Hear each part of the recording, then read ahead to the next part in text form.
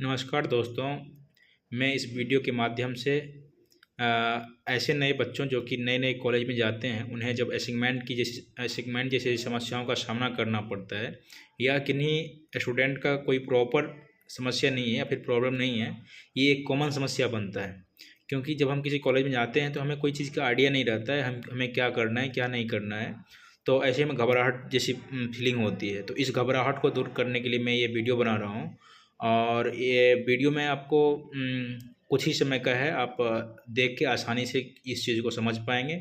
इस वीडियो के ज़रिए मैं, जैसे कि मैं अभी वर्तमान में जीएमसीएच छपरा में पोस्टेड हूँ और यहाँ मैं अपनी बीएससी नर्सिंग का कोर्स कर रहा हूँ। मैं आपके सामने वीडियो में ही लाऊंगा कि कैसे कैसे जो है असाइनमेंट तैयार किया जाता है। जैसे कि मैं आपको दिखा रहा हूँ, ये है फ्रंट पेज पे आपको सबसे पहले बीएससी नर्सिंग कॉलेज आपको दिखाई दे रहा होगा।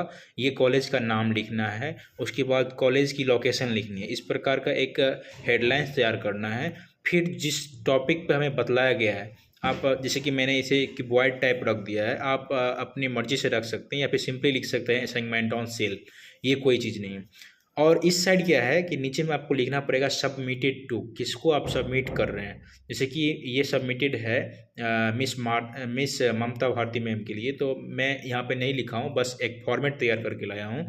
सबमिटेड टू अपने टीचर के नाम लिखेंगे या फिर और इस साइड फर्स्ट पेज के इस साइड सबमिटेड बाय, कौन सबमिट कर रहा है, तो आप अपना नाम लिखिएगा, कॉलेज लिखिएगा, रोल नंबर लिखना है, बैच लिखना है, डेट ऑफ सबमिशन लिखना है। डेट ऑफ सबमिशन कहने का मतलब ये हुआ कि आप किस डेट को उसे जमा कर रहे हो या फिर अपने टीचर को दे रहे हो। ठीक है, ये हमारा फर्स्ट पेज हुआ। इसके जस्ट बैक में हम क्या करते हैं, इंडेक्स लिखते हैं। इंडेक्स कहने का मतलब क्या हुआ कि आप कौन कौन सा टॉपिक लिख रहे हो, ठीक है, उसको इंडेक्स में लिखना पड़ता है। अब क्या है, मैं इंडेक्स अभी तैयार नहीं किया हूँ, लेकिन इंडेक्स इसके पीछे लिखना है कि आप कौन से पेज में, जैसे कि आप नंबरिंग करोगे 1 2 3 4 कौन कितने पेज है। और इंडेक्स में लिखा जाता है कि मैंने फर्स्ट पेज में कौन से टॉपिक का डिस्कशन किया है। जैसे कि ये फर्स्ट पेज है, यहाँ पे मैंने, देखिए अगर आपको दिखाई दे रहा होगा सेल, जैसे कि मेरा असाइनमेंट था सेल पे, तो सेल के बारे में लिखा हुआ, cell the structure and function. मैंने कुछ इंट्रोडक्शन दे डाला है। इंट्रोडक्शन के बाद क्या करना है कि आपको कुछ ना कुछ हल्का सा उसका जब इंट्रोडक्शन कर रहे हो तो कुछ डिस्क्राइब भी कर देना है कि कितने टाइप होते हैं।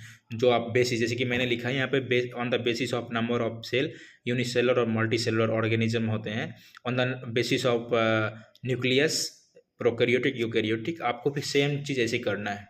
अब क्या है, मैंने जैसे यहाँ पर सेल बनाया है, सेल का यहाँ पर आप देख सकते हैं, तो मैंने यहाँ पर थ्योरी कंप्लीट की है।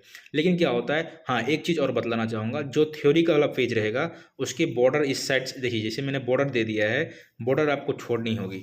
बॉर्डर आपको दिखाई दे रहा होगा वीडियो में स्पष्ट रूप से, ये वीडियो छोड़ी जा रही है। देखिए बॉर्डर छोड़ा गया है, नीचे से भी छोड़ा गया है, ऊपर से भी छोड़ा गया है, साइड से भी छोड़ा गया है। ठीक है, तो आपको बॉर्डर छोड़नी पड़ेगी, ये जिसमें आप थ्योरी लिख रहे हो। थ्योरी के जस्ट पीछे वाले पेज पे आपको क्या करना है, फोटोग्राफ बनाना है। जैसे कि मैंने सेल का लिखा तो सेल का एक फोटोग्राफ बना दिया। ये मैंने फर्स्ट पेज था, ठीक है। फर्स्ट पेज तो मैंने बतला दिया। कवर पेज क्या होना चाहिए, कॉलेज का नाम, उसका प्रॉपर स्थान, ठीक है। अब है structure of cell. Structure of cell में या फंक्शन ऑफ सेल मेम्ब्रेन, तो फिर मैंने इसका थ्योरी लिख दिया, क्या सब मैं जान रहा था, ठीक है। थ्योरी लिखने के बाद इसका डायग्राम हमने उचित बनाना नहीं समझा तो मैंने नहीं बनाया, ठीक है। इसके बाद है जो उसके अंदर जो ऑर्गेनल्स आते हैं, जैसे लाइक इंडोप्लाज्मिक रेटिकुलम, साइटोप्लाज्म, तो मैंने इंडोप्लाज्मिक रेटिकुलम का थ्योरी इसमें इस पेज में लिखा है। तो मैंने क्या कहा, थ्योरी वाले पेज में बॉर्डर होनी चाहिए, लेकिन इसके बैक वाले पेज में बॉर्डर है नहीं है। बैक वाले बॉर्डर में क्या होना चाहिए, सिर्फ और सिर्फ डायग्राम होना चाहिए। जैसे कि मैंने डायग्राम बनाया है। आप लोग को अगर अच्छा लगेगा तो वीडियो में लाइक कर दीजिएगा, अगर कोई समस्या है तो कमेंट कर दीजिएगा, ठीक है। अब है माइटोकॉन्ड्रिया, गोल्जी बॉडी, ये दो ऑर्गेनल्स हमने लिया है। माइटोकॉन्ड्रिया की हमने कई डिस्कशन भी की हैं। उसका जो मैं जो कुछ भी जानता था, लास्ट में मैं ये भी लिखा है, अगर आप को जानकारी हो, पावर हाउस लिखा हुआ है यहाँ पे, power house of the cell, ठीक है, माइटोकॉन्ड्रिया। फिर गोल्जी बॉडी की डिस्कशन किया है। फिर इसका मैंने एक प्रॉपर डायग्राम के सहारे इसके पीछे डायग्राम बनाया है। याद रखेंगे कि डायग्राम के वाले साइड पे हमें लाइन नहीं छोड़नी है, सिर्फ और सिर्फ हमें थ्योरी वाले पार्ट पे ही क्या करनी है, चारों ओर से लाइन छोड़नी है। और ये लाइन थोड़ी डार्क होनी चाहिए, ठीक है। सेम चीज़ मैं रिपीट कर रहा हूँ, राइबोसोम, लाइसोसोम, न्यूक्लियस, ये सब मैंने लिखा है, इसकी थ्योरी कंप्लीट की है और पीछे में मैंने न्यूक्लियस का फोटो बनाया। इस प्रकार किया है कि मैंने ये आपको बतलाया है कि आप कैसे लिखोगे, ठीक है। क्योंकि प्रायः जब हम कभी किसी कॉलेज में जाते हैं तो हम किसी को पहचान नहीं रहे होते हैं और हमें जब कोई चीज़ कहा जाता है तो हमें हो सकता है सीनियर वो चीज़ बतलाए या ना बतलाए। अगर बतलाते हैं तो बहुत अच्छी बात है, नहीं बतलाते हैं घबराना नहीं है, अपने से तैयार कर सकते हैं, कोई बड़ा चीज़ नहीं है। हो सकता है आपके जो मैम हों, आपके जो टीचर हों, वो थोड़ा कोऑपरेटिव हो तो फर्स्ट टाइम आपको वो समझाएँगे कि बेटा ऐसे नहीं करना है, यहाँ पे ये चीज़ होनी चाहिए थी, यहाँ पे ये चीज़ें होनी चाहिए थी।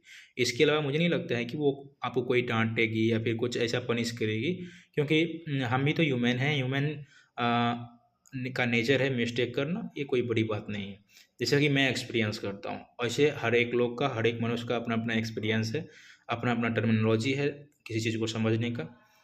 धन्यवाद। अगर आपको यह वीडियो अच्छा लगा हो तो आप लाइक कीजिए, ठीक है। अपने आस-पड़ोस के जो लोग इससे इच्छुक हैं या फिर जो लोग जानकारी लेना चाह रहे हैं, उन्हें आप भेजिए और चैनल को सब्सक्राइब कर दीजिए। चैनल को इसलिए सब्सक्राइब कीजिए कि ताकि क्या हो, हम जैसे लोगों का मोटिवेशन बना रहे।